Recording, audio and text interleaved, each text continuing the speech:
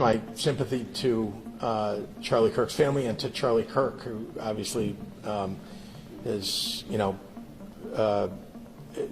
become a target for somebody. I don't know whether it's political violence because I don't know who did it. I know they seem to have somebody in custody. But I will say that political violence, unfortunately, has been ratcheting up in this country. We saw the shootings, the killings in Minnesota. We've seen other political violence occur in other states. And I would just say it's got to stop. And I think there are people who are fomenting it in this country. I think the president's rhetoric often foments it. We've seen the January 6th rioters who clearly, have tripped a new era of political violence.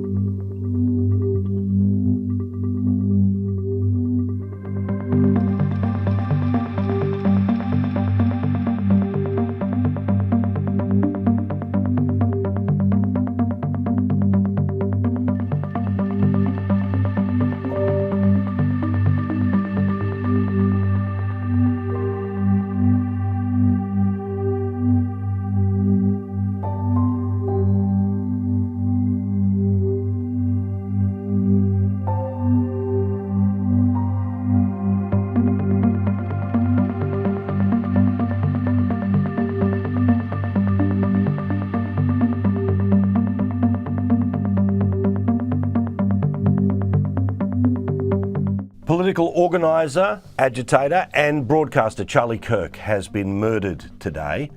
Megyn Kelly is our friend in the United States and Charlie was her friend. She was literally on the air on her program on Sirius XM and live on YouTube when the news came to pass that his injuries became fatal, and she joins us now from the United States. I'm so sorry, Megyn, not just because of the event that has taken place, but because this has happened to a friend of yours as well. Thank you, Paul. It's incomprehensible. The loss is so enormous for his family, of course, but for our country. And yeah, for me personally too. I can't quite get my arms around the fact that he's gone, that this larger than life figure who was a spectacular orator, who had his entire life and political future ahead of him, has been taken from us so violently in front of all of our eyes in the most disgusting and vile and jarring way possible, and that we're now living in a world without him. It hasn't sunk in yet. Yeah, I've got to say, this must be how certain people felt in the 1960s about the towering political figures who were murdered then. And make no mistake, for Republicans, for conservatives, for young people around the world who were interested in what he had to say, Charlie Kirk is as big as any of those figures that were taken in the 1960s. Yes.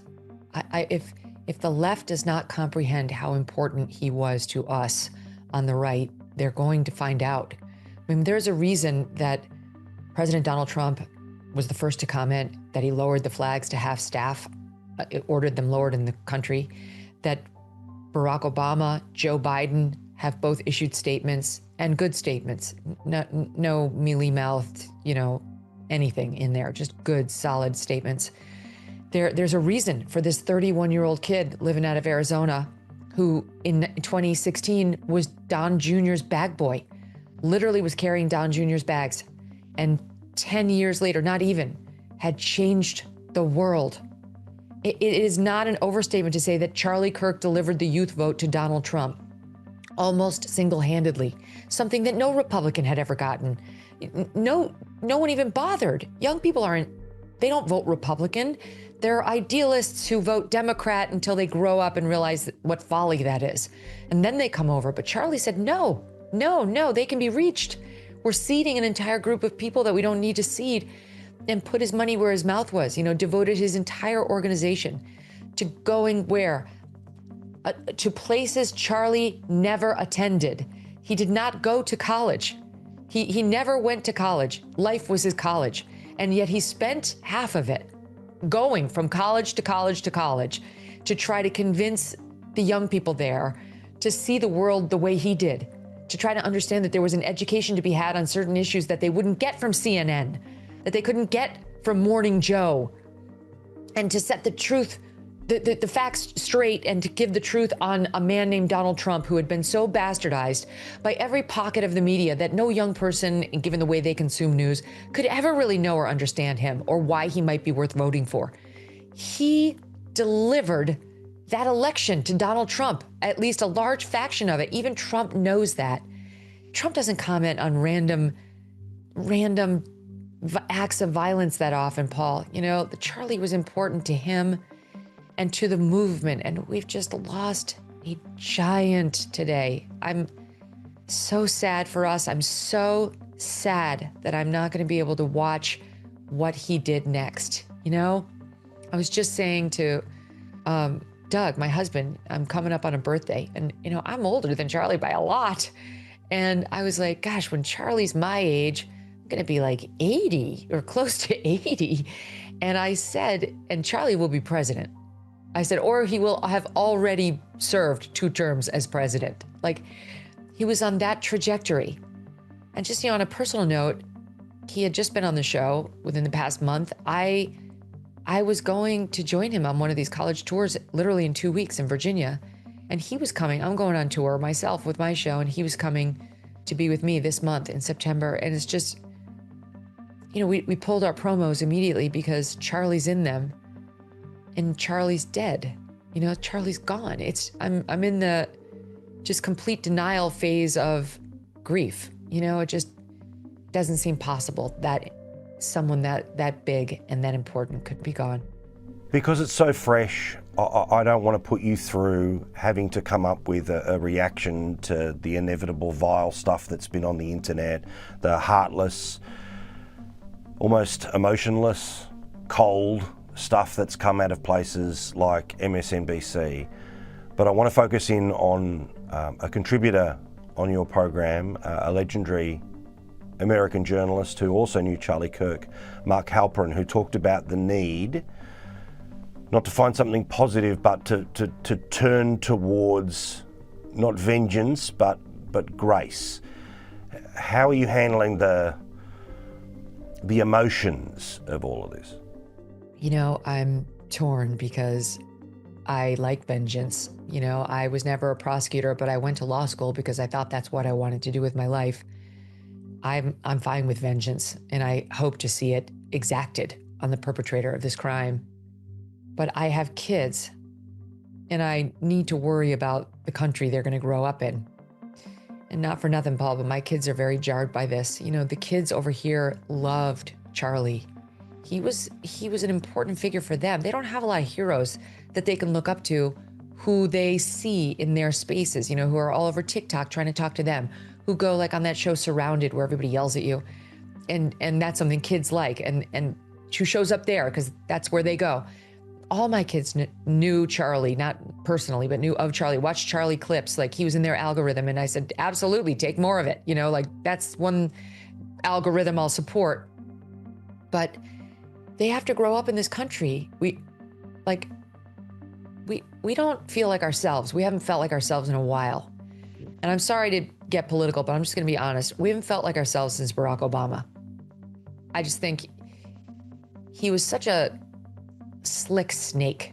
You know, he was this affable guy who was like wearing good suits and looked the part and sounded the part and dressed the part, but was so divisive in his messaging. The left, they look at you like, when you say this, they don't know what you're talking about. It's like, because you don't pay attention to the other half of the country. You only pay attention to your absurd news sources, which spin and spin and spin to protect Democrats, especially if they're named Obama. He's the one who started to inject race where no one had been doing it.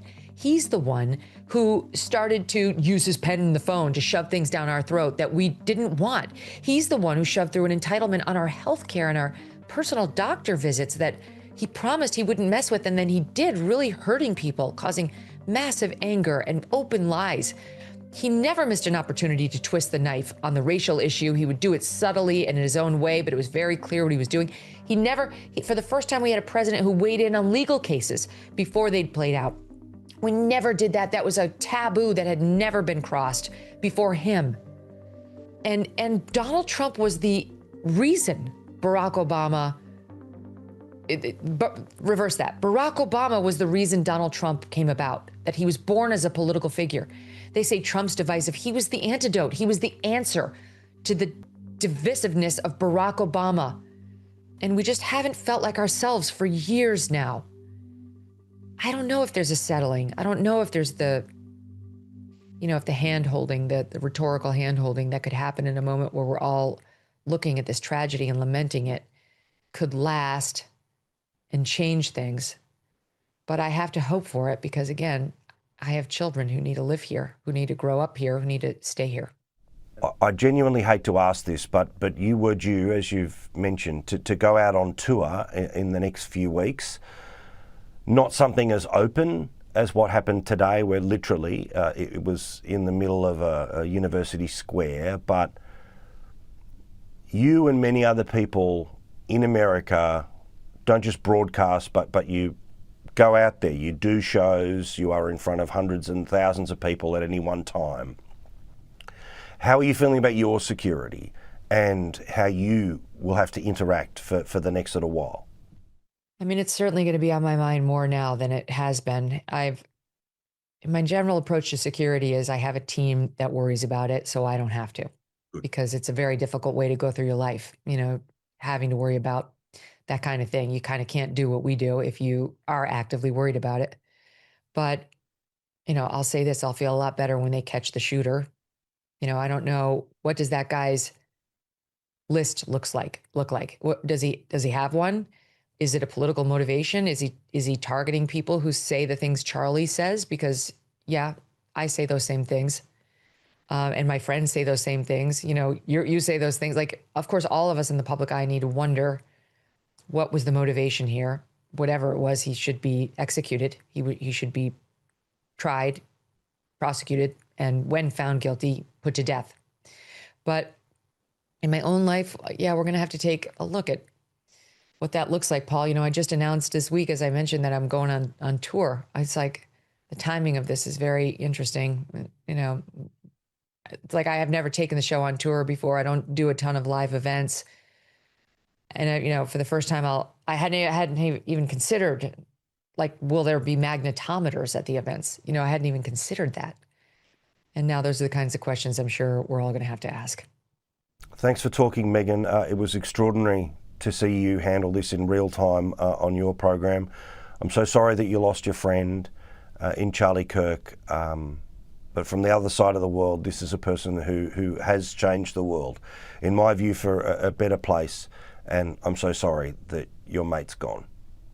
Love you too, Paul, and your audience. Thanks so much.